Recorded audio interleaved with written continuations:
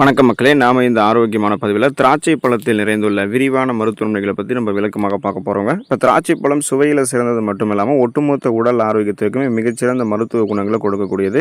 குறிப்பாக கருப்பு திராட்சை, பச்சை திராட்சை, பன்னீர் திராட்சை என ஒவ்வொரு வகையிலுமே தனித்துவமான சத்துக்கள் இருந்திருக்குங்க. இப்போ பொதுவாக திராட்சையில் இருக்கக்கூடிய சத்துக்கள் மூலமாக நமக்கு கிடைக்கக்கூடிய மருத்துவமனைகளை நம்ம விளக்கமாக பார்ப்போம்.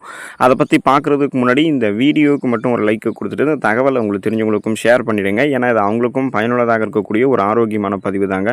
இது போன்ற அப்டேட்ஸ்களை நீங்கள் தொடர்ந்து பார்க்குறதுக்கு நம்மளுடைய ஹெல்த் நியூஸ் தமிழ் சேனலை மறக்காமல் சப்ஸ்கிரைப் பண்ணி வச்சுக்கோங்க. பக்கத்தில் இருக்கக்கூடிய பெல் பட்டனையும் கிளிக் பண்ணி ஆல் அப்படின்ற ஆப்ஷனையும் செட் பண்ணி வச்சுக்கிட்டீங்க அப்படின்னா நாங்கள் போடக்கூடிய எல்லா அப்டேட்ஸும் உங்களுக்கு நோட்டிஃபிகேஷன் அடிக்கடி வந்து சேரும். சரி வாங்க மக்களை, இப்போ வீடியோக்குள்ளே போயிடலாம். இதயம் ஆரோக்கியமாக இருக்கிறதுக்கு நம்ம திராட்சை பழங்கள் எடுத்துக்கொள்ளலாங்க. காரணம் என்ன அப்படின்னா, திராட்சை பழங்கள் இருக்கக்கூடிய ஃபேலிஃபினால்கள் மற்றும் ரெஸ்வரட்ரால் அப்படின்ற அந்த வேதிப்பொருட்கள் எல்லாமே நம்மளுடைய ரத்த நாளங்களை விரிவடைய செஞ்சு ரத்த ஓட்டத்தை நமக்கு வந்து சீராக இதயத்துக்கு வந்து கொடுத்து கொண்டே இருக்கும். இதனால் ஹை பிபி என்று சொல்லக்கூடிய ஹை பிளட் ப்ரெஷர், அந்த உயர் ரத்த அழுத்தத்தை நம்ம வந்து குறைத்துக் கொள்ளலாம். அப்போது நம்மளுடைய நரம்புகளில் ரத்த நாளங்கள் இருக்கக்கூடிய இறுக்கங்கள் தளர்த்தப்பட்டு போதுமான அளவுக்கு ரத்த ஓட்டம் இதயத்துக்கு வந்து கிடைக்கிறதுக்கு திராட்சை பழம் வந்து வழிவகை செய்வதால் இப்போ தொடர்ந்து திராட்சை பழம் எடுத்துக்கொண்டோம் அப்படின்னா மாரடைப்பு, பக்கவாதம், இதய தமனிகளில் வீக்கம் ஏற்படுதல், இதய தசைகள் வலுவிழந்து போகுதல் போன்ற எந்த விதமான இதயம் தொடர்பான நோய்களுமே நம்ம வராமல் தடுத்துக் கொள்ளலாம். இதயத்தையுமே நம்ம பலம் பெற வைத்துக் கொள்ளலாம். எலும்பு உறுதியாக இருக்கிறதுக்கு நம்ம திராட்சை பழங்கள் எடுத்துக்கொள்ளலாங்க. ஸோ இதுக்கு காரணம் என்னென்னு பார்த்தீங்கன்னா, திராட்சை பழங்கள் இருக்கக்கூடிய கால்சியம், மெக்னீசியம், பொட்டாசியம் மற்றும் பாஸ்பரஸ் போன்ற தாதுக்கள் இது எல்லாமே அதிக அளவில் இருக்குது. ஸோ இது வந்து எலும்புகளினுடைய அடர்த்தியை, அந்த போன் டென்சிட்டியை வந்து அதிகரிக்கிறதுக்கு உதவிகரமாக இருக்குது. குறிப்பாக முதுமை காலங்களில் ஏற்படக்கூடிய ஆஸ்டியோபோரோசிஸ் போன்ற எலும்பு தேய்மான பிரச்சனைகளை தடுக்கிறதுக்கு இது ஒரு சிறந்த இயற்கை உணவாக இருக்குங்க. ஸோ அதனால் ஆஸ்டியோபோரோசிஸ், எலும்பு மெலிவு நோய், மூட்டு வலி, எலும்புருக்கி, முடக்குவாதம், எலும்பு மஜ்ஜைகளில் ஏற்படக்கூடிய பிரச்சனை, மூட்டு அலர்ஜி போன்ற எந்த விதமான எலும்பு தொடர்பான பிரச்சனைகளாக இருந்தாலுமே அந்த பிரச்சனைகளை வந்து குணப்படுத்தி மீண்டும் வராமல் தடுக்கிறதுக்கும் எலும்புகளை வந்து பேலன்ஸ் தடுமாறாமல் நம்ம உறுதியாக வைத்துக் கொள்வதற்குமே நம்ம தொடர்ந்து என்ன பண்ணணும் அப்படின்னா திராட்சை பழங்கள் எடுத்துக்கொள்ளலாங்க. செரிமான மண்டலம் ஆரோக்கியமாக இருக்கிறதுக்கு நம்ம திராட்சை பழங்கள் வந்து எடுத்துக்கொள்ளலாம். திராட்சை பழங்களில் ஃபைபர் என்று சொல்லக்கூடிய நார் சத்து மற்றும் நீர் சத்து அதிகமாக இருக்கிறதால தான் திராட்சை பழம் நமக்கு செரிமானத்தை வந்து எளிதாக்குது. இப்போ நமக்கு செரிமானம் தொடர்பான பிரச்சனைகள் ஏற்படுதுன்னா அதற்கு முதல் முக்கிய காரணமே நீர் சத்தும் நார் சத்தும் நம்ம குறைவாக இருக்கக்கூடிய உணவுகளை தான் இவ்வளவு காலமாக தொடர்ந்து எடுத்துக்கொண்டுட்டு இருந்துடும் அப்படின்றது அர்த்தம். ஸோ அதில் வந்து நம்ம விடுபடணும் அப்படின்னா வளமான அளவில் நீர் சத்தும் நார் சத்தும் கிடைக்கக்கூடிய திராட்சை பழங்கள் எடுத்துக்கோங்க. இதனால் உங்களுக்கு ஏற்படக்கூடிய சீரற்ற குடல் இயக்கம், கடுமையான மலச்சிக்கல், வயிற்று வலி, வாயு பிரச்சனை, வயிற்று பொறுமல், வயிற்று உப்புசம், வயிற்று வீக்கம் இது மாதிரி எதுவுமே இருக்காது. இப்போ தொடர்ந்து உங்களுக்கு அந்த மலச்சிக்கல் பிரச்சனைலாம் இருக்கணும்னா நீங்கள் திராட்சையை தொடர்ந்து உட்கொள்வதன் மூலமாக குடல் இயக்கம் உங்களுக்கு சீராயிட்டு மலக்கழிவுகள் உங்களுக்கு வந்து வெளியேறிவிடும், மலச்சிக்கல்லாம் இருக்காது. ஸோ வயிற்றில் இருக்கக்கூடிய தேவையற்ற நச்சுக்களை வெளியேற்றுவதற்குமே திராட்சை பழம் உதவிகரமாக இருக்கும். இதனால் வயிறு, குடல் ஆரோக்கியம் வந்து மேம்படும். ஒட்டுமொத்த செரிமான மண்டலமே உங்களுக்கு ப்ராப்பராக வேலை செய்ய ஆரம்பிக்கும். டைஜஷன் ப்ராசஸில் எந்த விதமான ப்ராப்ளமுமே ஏற்படாது. கண் பார்வை கூர்மையாக இருக்கிறதுக்கு, கண்கள் சார்ந்த பிரச்சனைகளை வராமல் தடுத்துக் கொள்வதற்கெல்லாமே திராட்சை பழங்கள் எடுத்துக்கொள்ளலாங்க. அதுக்கான காரணம் என்னென்னு பார்த்தீங்கன்னா, திராட்சை பழங்கள் இருக்கக்கூடிய லூடின் மற்றும் ஜியாக்சாந்தின் ஆகிய ஆன்டி ஆக்சிடென்ட்கள் தான்.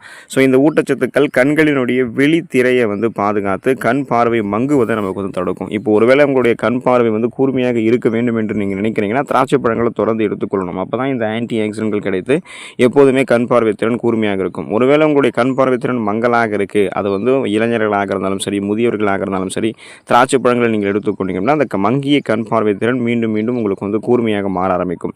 அப்போ கண்கள் தொடர்பான பிரச்சனைகள் அது எதுவாக இருந்தாலுமே அதை நீங்கள் குணப்படுத்தி மீண்டும் வராமல் தடுத்துக் கொள்வதற்கு கண் பார்வைக்கு வேண்டிய குறிப்பிடத்தகுந்த ஊட்டச்சத்துக்களை அளித்து கண் ஆரோக்கியத்தை பராமரிக்கிறதுக்கு தான் திராட்சை பழம் உங்களுக்கு உதவிகரமாக இருக்கும்.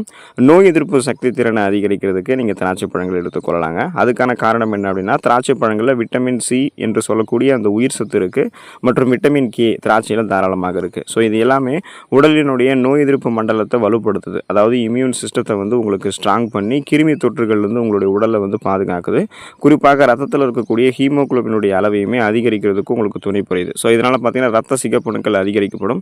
அதில் இருக்கக்கூடிய ரத்த புரதமான ஹீமோகுளோபினுடைய எண்ணிக்கையும் அதிகரிக்கப்படும். அப்போ போதுமான அளவுக்கு உங்களுக்கு ஆக்சிஜன் சப்ளை இருக்கிறதால மயக்கம், தலைவலி, குமட்டல், வாந்தி, உடல் சோர்வு, உடல் பலவீனம், உடல் வந்து கடுமையாக வலிக்கிறது, கவனமின்மை ஏற்படுறது இந்த மாதிரி அறிகுறிகள்லாம் உங்களுக்கு எதுவுமே இருக்காது. ஸோ நமக்கு இருக்கக்கூடிய சாதாரணமான நோய்களையுமே நம்ம குணப்படுத்திக்கலாம். சீசனலாக புதுசாக அட்டாக் ஆகக்கூடிய பாக்டீரியா, வைரஸ் போன்ற பருவகால தொற்று வியாதிகளுமே வராமல் தடுத்து கொண்டு அந்த நோய் எதிர்ப்பு மண்டலத்தையே வலுப்படுத்திக் கொள்வதற்கெல்லாமே திராட்சை பழங்களும் எடுத்துக்கொள்ளலாம். சருமத்தை பாதுகாத்துக் கொள்வதற்கு திராட்சை பழங்கள் நம்ம எடுத்துக்கலாங்க. அதுக்கான காரணம் என்னன்னு கேட்டிங்கன்னா, திராட்சை பழங்கள் இருக்கக்கூடிய ஆன்டி ஆக்சிடென்ட்கள் இது நம்மளுடைய முதுமை தோற்றத்தை வந்து தள்ளி போடும். அதாவது உங்களுடைய ஏஜ் நீங்கள் வெளியே சொன்னால் கூட யாரும் நம்ப மாட்டாங்க, அந்தளவுக்கு நீங்கள் இப்போ இருந்து எங்கேயா தெரிய ஆரம்பிப்பீங்க. அதுக்கு திராட்சை பழங்கள் எடுத்துக்கொள்ளணும்.